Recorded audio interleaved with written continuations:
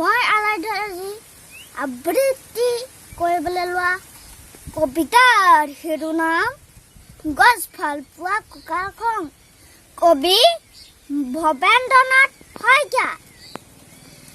ভাল পালো ৰঘুনাথ, তুমি মোক পুতেৰাৰ বিয়ালৈ মাতিলা। পিছে ৰাভাখন দিবলৈকে আমলখি গছজোপা কিয়নো কাটিলা? আলহী অতিথি যাব, ৰভা নাইকা হব, বোৱাৰীয়ে ঘৰখন দিবহি পুৰাই। পিছে কোৱাচোন ৰঘুনাথ, আমলখি গছজোপা সহজতে পাবানে ঘূৰাই? দৰাটিক মাতাচোন, এজোলোকা আশীৰ্বাদ দিওঁ আৰু যাওঁ।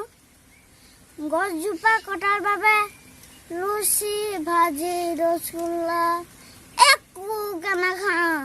ধন্যবাদ। Please like, share and subscribe.